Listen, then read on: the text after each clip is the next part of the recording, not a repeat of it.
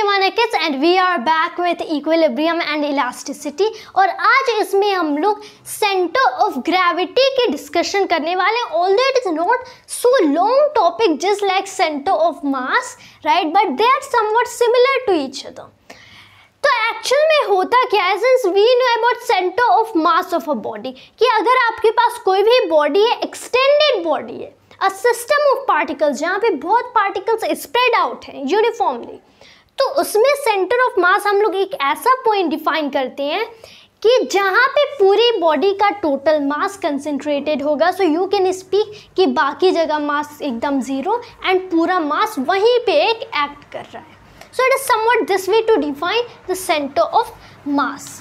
लेकिन जो centre of gravity का कंसेप्ट होता है, इसको हम लोग ऐसे डिफाइन करते हैं कि आप कोई भी एक्सटेंडेड बॉडी सपोज कर लो, हियर इज़ योर बॉडी, इसको क्लोज कर लेते हैं।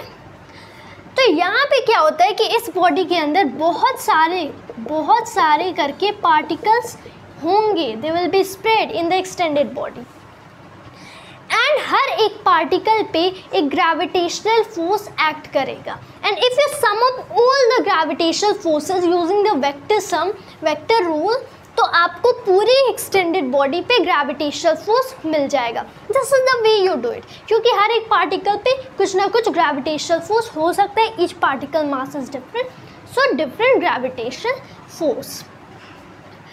लेकिन अगर हम लोग देखें तो हम लोग ऐसे भी डिफाइन कर सकते हैं कि आप सारे जितने भी यहाँ पे पार्टिकल्स हैं, सारे पार्टिकल्स के ग्रेविटेशनल फोर्स को छोड़ दो, यू कैन सी कि बॉडी में एक स्पेशल पॉइंट होगा, अ पॉइंट जिसका नाम है COG, the centre of gravity, जहाँ पे total gravitational force of the body act करेगा। So if you have this particle, this particle, this particle, this particle, जितने भी पार्टिकल हैं सब पे ग्रेविटेशनल फोर्स का वेक्टर सम जो रहेगा वो एज अ होल इस सेंटर ऑफ ग्रेविटी पे एक्ट करेगा। This is how you define the centre of gravity. अब सिंस हम लोग देखते हैं कि बहुत सारी सिचुएशन में हम लोग centre of gravity and centre of mass को इक्वल करते हैं।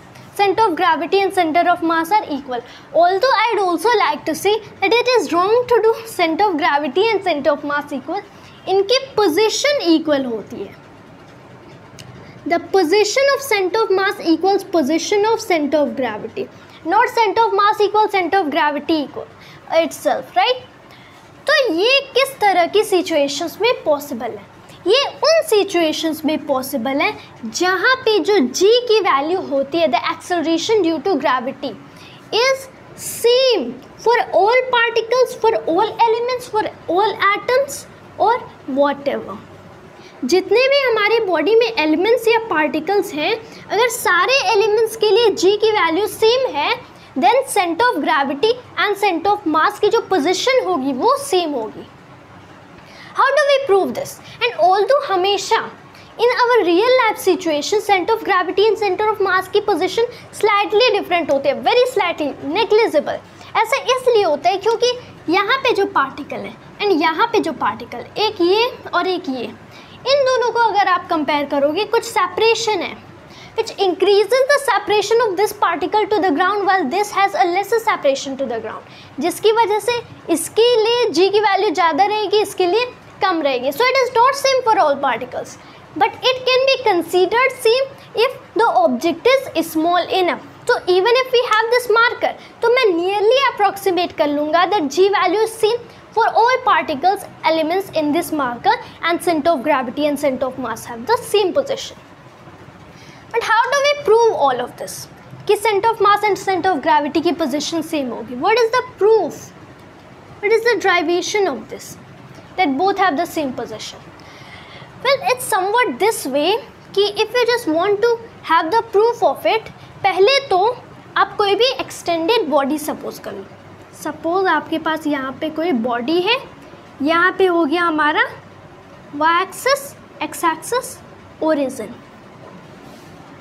इसमें आप कोई भी पार्टिकल सपोज कर लो, एक छोटा सा मास सपोज कर लो, ith पार्टिकल आप सपोज करो, ये है हमारा ith पार्टिकल। अब यहाँ पे एक नीचे ग्रेविटेशनल फोर्स लगेगी, gravitational force on ith particle.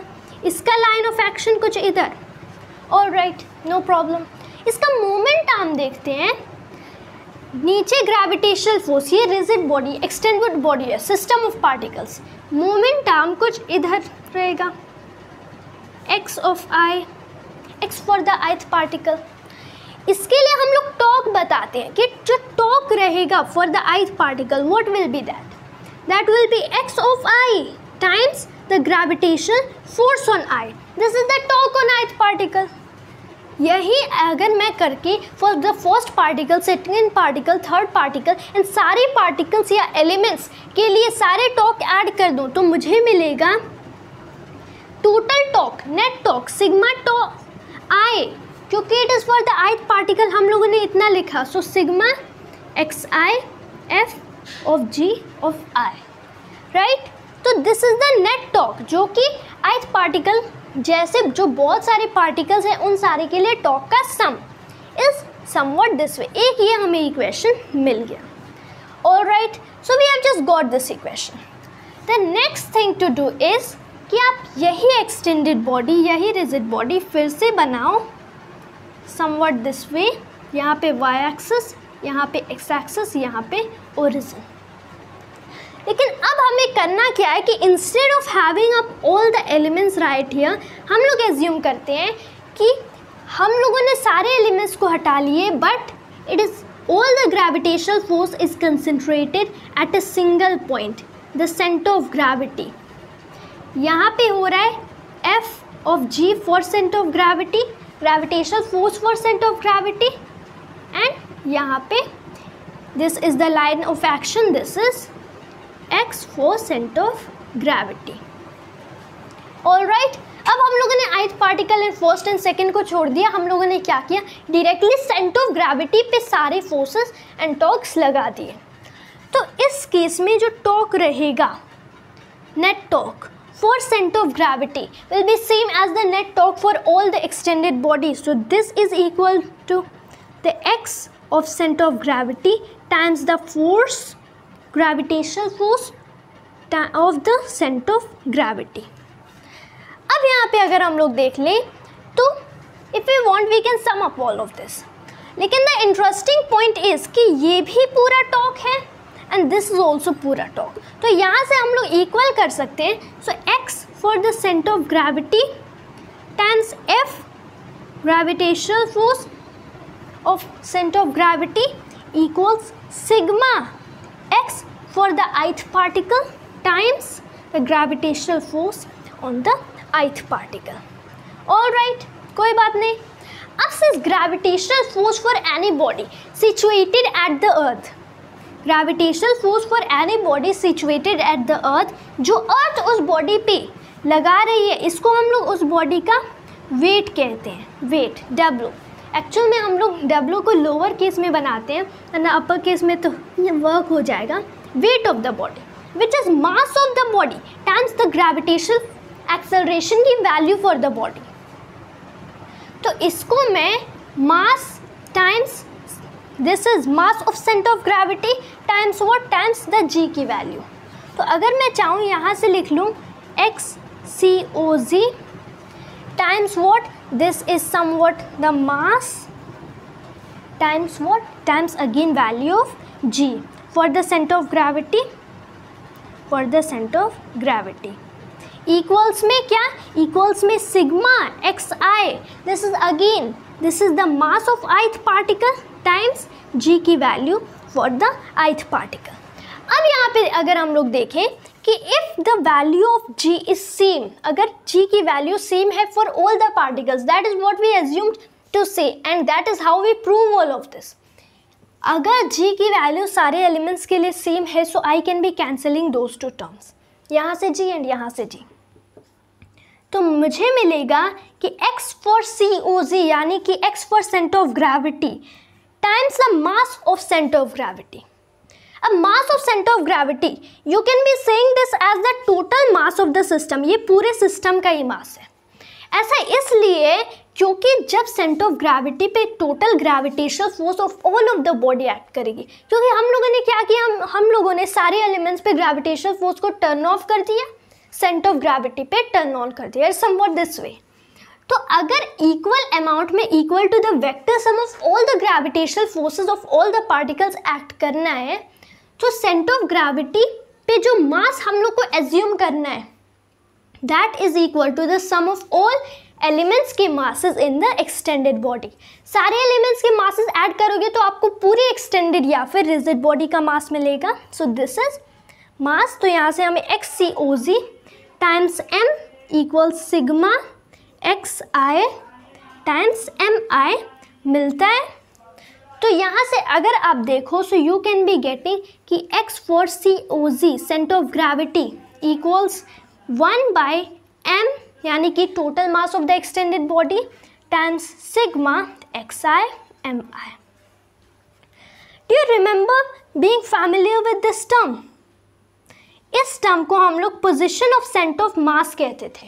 When we are trying to study center of mass, तब हम लोग बोलते थे कि अगर आपको position of centre of mass बतानी है, if you want to know the position of centre of mass, जैसे हम लोग ऐसे बोलते थे, तब that will be what? That will be m1 x1 plus m2 x2 और ऐसे करते करते we would go and divided by में m1 plus m2 plus m3 करते करते we would reach up to the nth particle या फिर ith particle।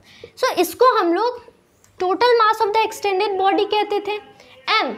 So this is 1/m sigma mi xi from I equals 1 to n हम लोग कह देते थे, right, if there are n particles। So this is nothing but the position of center of mass of the body, कि center of mass of the body कहाँ है। अगर g की value is same for all the particles which is not, जो कि नहीं है, लेकिन हम लोगों ने कंसीडर किया that this is, बहुत केसेस में जैसे जब हम लोग न्यूटन्स लॉज ऑफ मोशन पढ़ते हैं, बहुत केसेस में हम लोग एज्यूम कर लेते हैं the surface the floor is frictionless, but it is not possible in practical life. कुछ ना कुछ यहाँ वहाँ पे कोएफिशिएंट ऑफ स्टैटिक या फिर काइनेटिक फ्रिक्शन रहता है। वैसे ही यहाँ पे there will be difference in value of g for all the elements and particles, लेकिन we can assume it to be equal if the rigid body is not so large कि particles are not at very great large distances, right, in comparison to other particles. तो हम लोग nearly g की value same for all particles assume कर लेंगे। तो यहाँ से हमें मिलता है कि पोजीशन ऑफ सेंटर ऑफ मास या फिर the position of centre of gravity equals the position of center of mass। Let me write this somewhat better, right।